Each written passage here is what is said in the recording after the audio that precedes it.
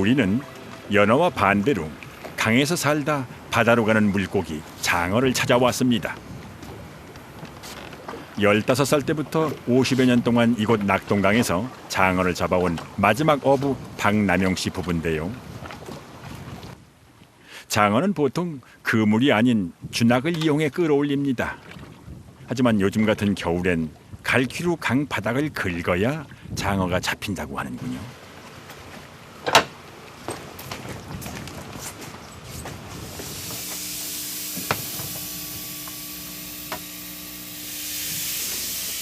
그런데 말입니다. 요즘은 장어가 거의 잡히질 않습니다. 장어잡이 어부라는 말이 무색할 정도로 관리하는 수조는 텅 비어있는 상태였는데요. 막이라고 부르는 물 위의 집에서 생활하는 장어잡이 어부 박남용 씨. 장어가 안 잡히니 도리가 없습니다. 한때 낙동강에서 장어를 잡던 사람들은 모두 떠나버렸고 박남용 씨는 마지막 어부가 되고 말았는데요. 민물고기고 바다고기고 제일 많은 자리가 기수지역이라 기수지역. 기수지역이 제일 많은 기라. 근데 이 물이 흘러가면 이 자리가 한가마자라. 제지물이 찌그러기가 흘러가야 바다로 빠지던데 계속 누적돼 누적. 누적되니까. 예. 그렇게 강에 썩어요. 퇴적물이. 예. 장어가 안 잡힌다고 마냥 일손을 놓고 있을 수도 없습니다. 집벨기대. 며칠 전 쳐놓은 그물을 확인하러 가는 길.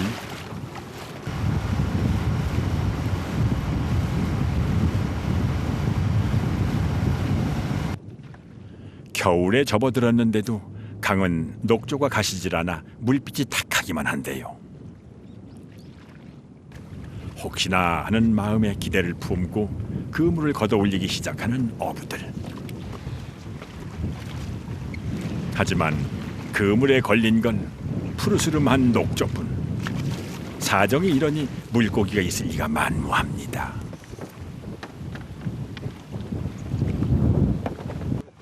이 강 자체를 섬이고 뭐고 깊이로 봤다 아닙니까? 가해도 지금 조금 요거 말고는 들어가면 한 8m, 9m 이래 되거든요. 그래 옛날에 고기가 잘 모여놓던 모래 숯불난 등, 이 얕은 자리가 고기가 그런 데 잘 모여놓는데 거기 일제 없어져 버렸어요.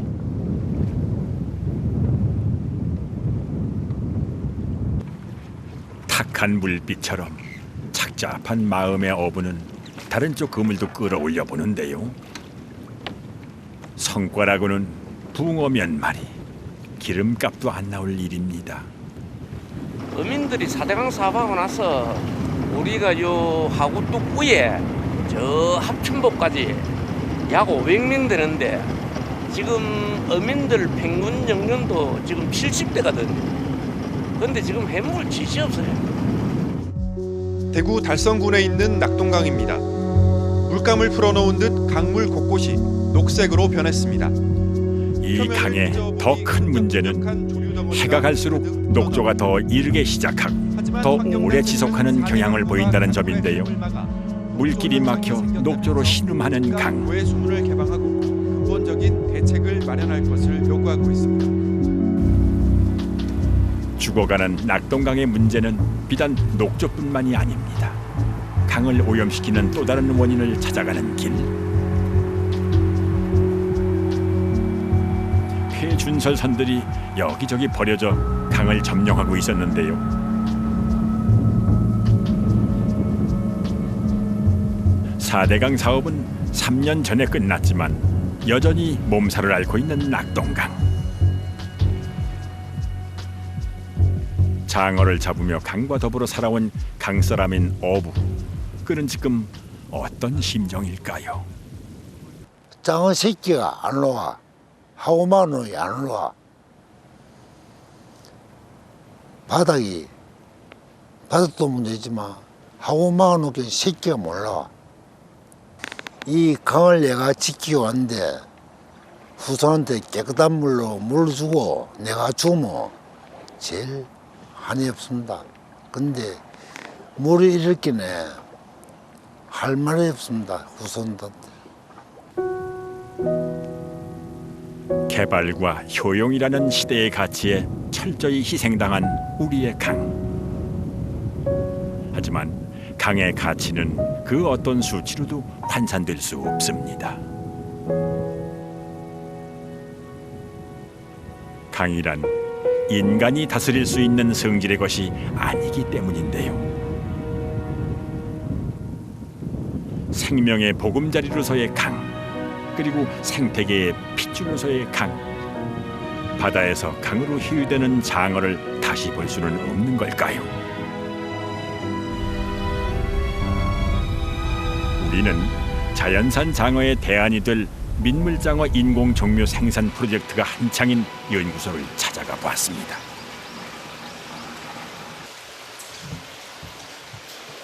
이 사육소 같은 경우는 지금 컴컴한 수조를 열자 어미 뱀장어 한 마리가 조심스레 모습을 드러냈는데요.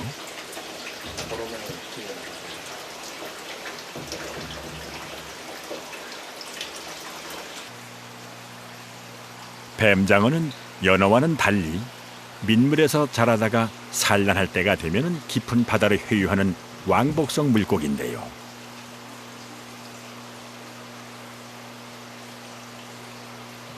성어기 대부분을 바다가 아닌 민물에 살기 때문에 흔히 우리가 민물장어라고 부르기도 하죠.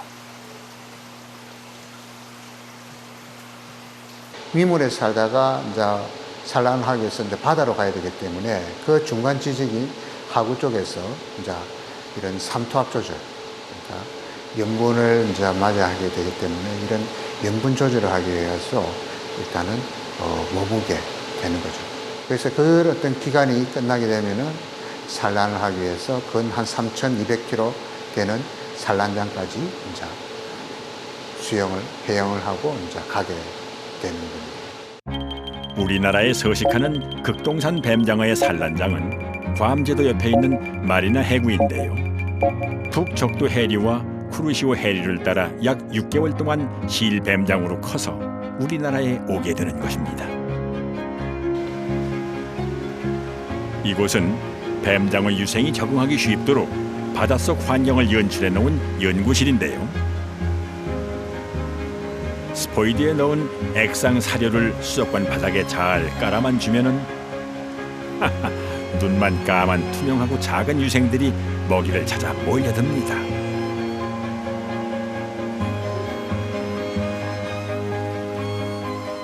이번엔 변태를 끝낸 실뱀장어들을 볼까요? 사실 식용으로 소비되는 장어는 이런 실뱀장어를 양식한 것이 대부분일 겁니다.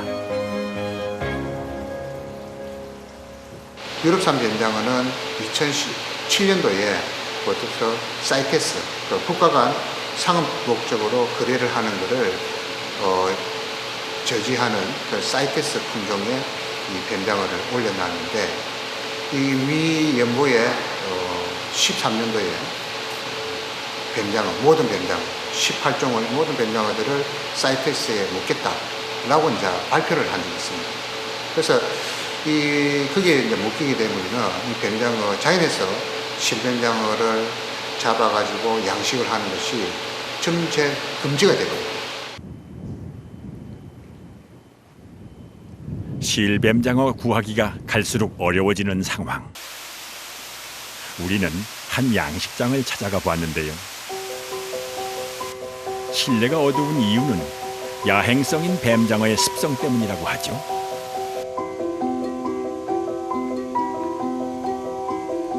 양식장의 수조 안에는 바다에서 포획된 치어들이 가득하군요.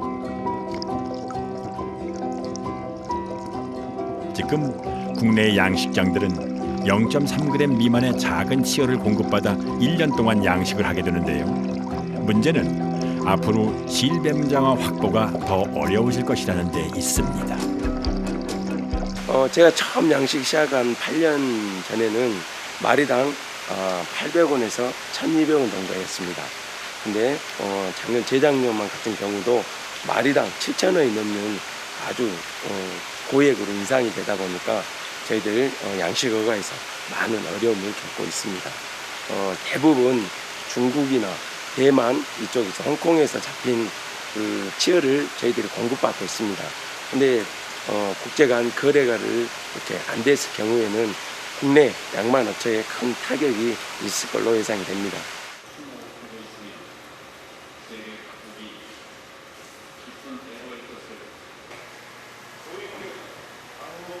바다에서 포획된 치어를 공급받아 1년간 키워낸 양식 뱀장어들.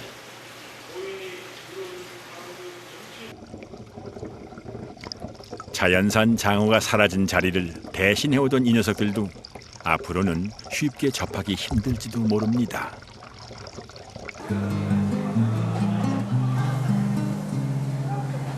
값이 싸고 영양가가 높아 오랜 세월 사람들에게 보양식으로 사랑받아온 장어 요리.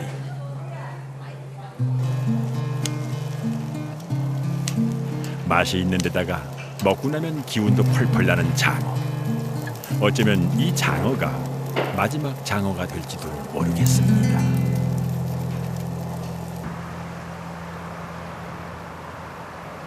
그렇다면 말입니다. 사라져가는 자연산 장어를 돌아오게 할 방법은 없을까요? 우리는 아버지 때부터 대대로 물고기의 생태적 특성을 이용해 자연산 장어를 잡아왔다는 한 어부를 만나러 왔습니다.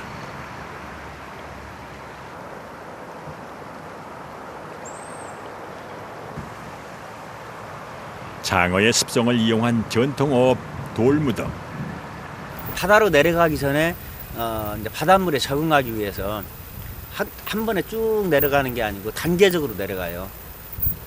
그 이제 삼투압 적응을 하기 위해서 이제 그럴 때 여기 이제 약간의 은신처를 제공해 주는 거죠. 걔네들이 삼투압을 할 수 있게끔 쉴 수 있는 장소를 마련해 주는 그런 역할을 하는데, 그때 들어갔을 때 이제 뱀장어 돌무덤을 이제 헐어서 뱀장어를 잡는 겁니다. 그 서해안 쪽에서 대부분의 큰 강들은 이제 하구가 다 막혀 있어요. 그런데 이제 이 보령의 대천천하고 고창에 가면 주진천이라고 흔히 이제 풍천장어로 유명한 그 주진천이 이제 아직은 하구가 막혀 있지 않아서 바닷물이 들락달락 이제 들었다 나갔다 합니다. 열려있는 하구와 물고기의 생태를 이용해 자연산 장어를 잡는 이 방식은 어찌 보면 농사와 똑같습니다. 장어가 잡히든 안 잡히든 자연이 주는 만큼만 얻을 수 있기 때문인데요. 대대로 농사를 짓듯 고기를 잡아온 어부는 하천이 구불구불 흘러야 하는 나름대로의 이유가 있다고 말합니다. 10m 넓이의 하폭이 있으면 한 6m 정도를 인간이 양쪽 3m, 6m를 뺏어 쓰고 4m를 물길을 만들다 보니까 물 길이 없어요. 그냥 갇혀져 있는 물. 그냥 항상 물이 그만큼이 흐르죠. 1m, 1m에서 8m의 넓이가 되면 물이 어떤 한쪽으로 흐르게 돼요. 그러면 가물을 때는 조그만 고랑이 지기도 했다가 좀 홍수 때는 이제 범람도 했다가 그러다 보면 여울도 생기고 웅덩이도 생기고 모래벌도 생기고 뻘도 생기고 자갈밭도 생기고 그게 자연적으로 형성이 되는데, 지금은 일률적으로 그냥 빡듯이 문대에서 물길을 딱 물 있는 만큼만 남겨놓고 물길을 만들어 버리니까 물길이 없어요. 그냥 항상 그 길이 물길이야.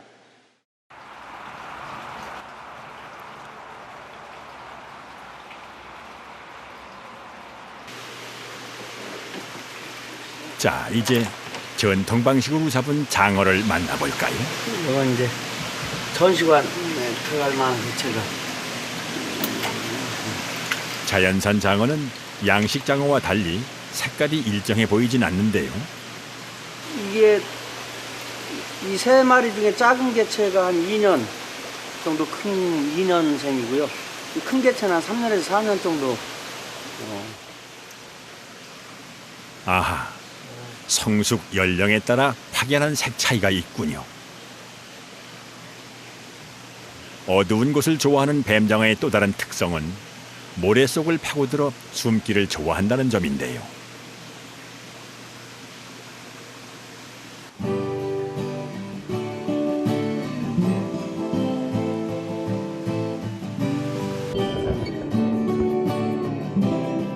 물고기의 생태적 습성을 잘 아는 어부는 수조에 모래와 자갈을 깔아주었고요. 뱀장어가 먹이 활동까지 직접 할 수 있도록 세심한 배려도 잊질 않습니다.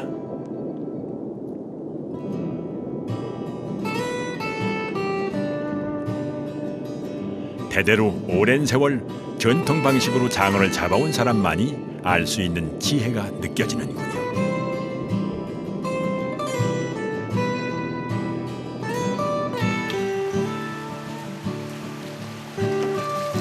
어부는 요즘 전국의 강을 다니며 민물고기들을 채집한다고 하는데요.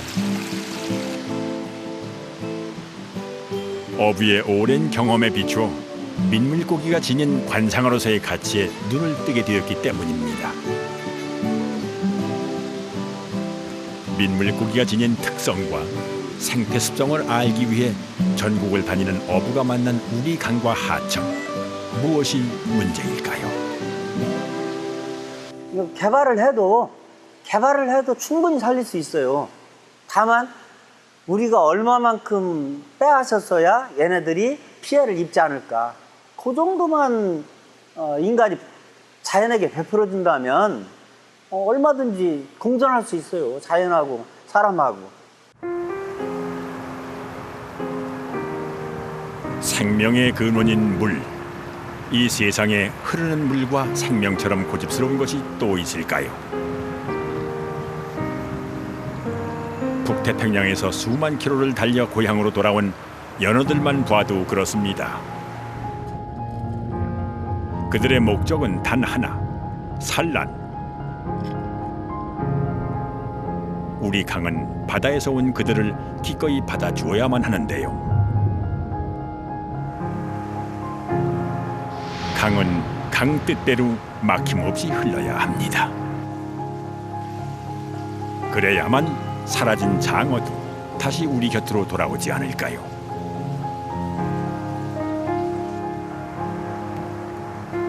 우리 하천이 구불구불 흘러가는 데에는 다 그만한 이유가 있습니다.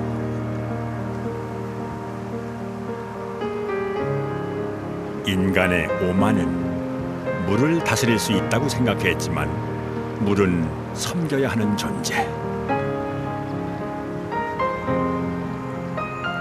강이 살아야 비로소 우리도 삽니다.